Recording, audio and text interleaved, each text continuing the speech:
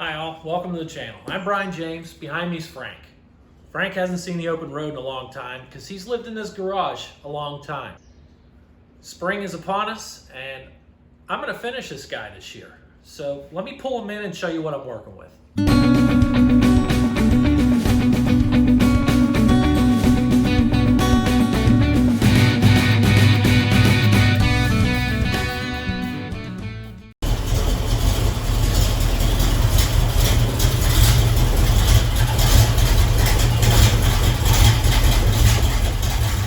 From the factory, this 1975 Chevy Nova came with a 350 V8 with a 2-barrel carburetor, a 350 turbohydromatic automatic transmission, and an open differential. Power steering, no power brakes, no AC. Ever since I was a little kid, I've loved 4th generation Novas. My dad had one when I was little, so did my grandpap. Well, several years ago, I found what I thought was a real nice car to restore on Craigslist. After checking it out, I couldn't resist. My heart made the purchase. Car number 1 came home with me. Yeah, that's right, car number 1. It would need some body work, but hey, I'll buy a welder, can't be too hard. So I live in Pittsburgh, and our salt-covered roads in the winter and cars, they don't mix, especially 70s cars. Disassembly started.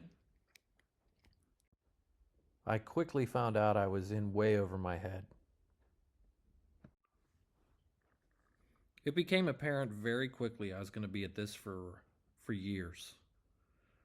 Then fate stepped in. Enter car number 2. This one I found again on Craigslist. It was a rolling chassis. Rockers and quarters were already replaced. It didn't have an interior engine or trans, but that's okay. I got that stuff. The open rear end was swapped for a 10-bolt posi out of a Trans Am.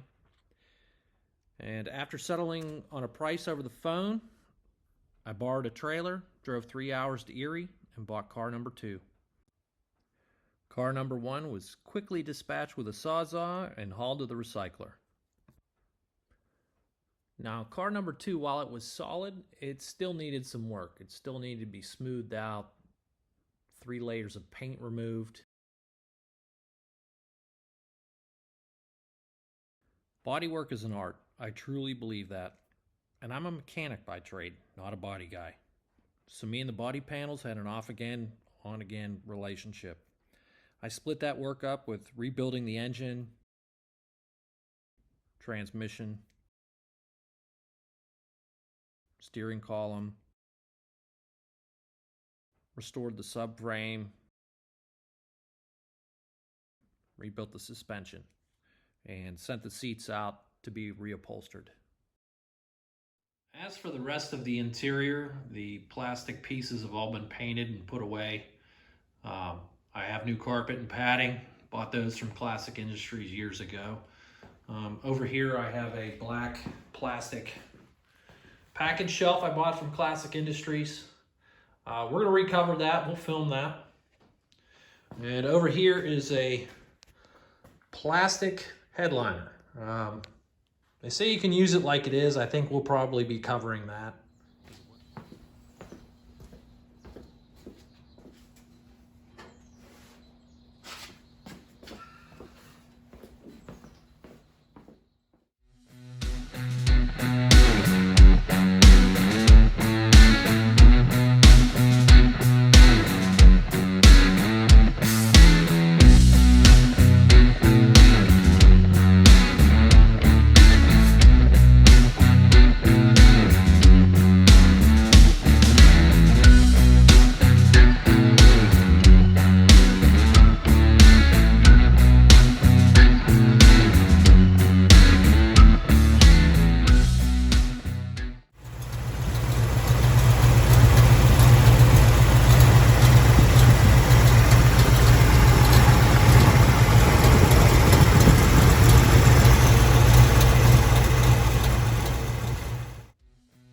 Okay, just a quick rundown.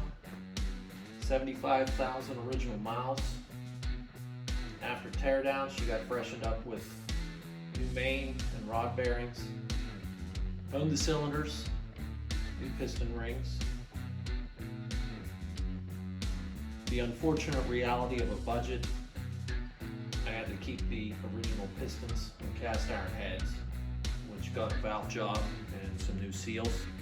It has an Edelbrock Performer camshaft and intake, Edelbrock timing chain set.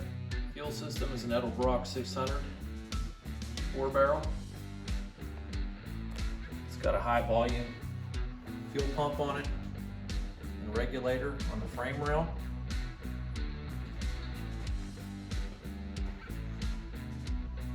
Kickdown cable, throttle cable are low car. The fuel lines are new. The fuel tank has been cleaned and reinstalled. I have the cheap set of hooker headers that go down into a Summit Racing dual exhaust. I need to put some header tape on these headers because the clearances to the spark plug wires are way too close. We got a new water pump, flex fan, the stock style radiator. Added to that is a transmission cooler.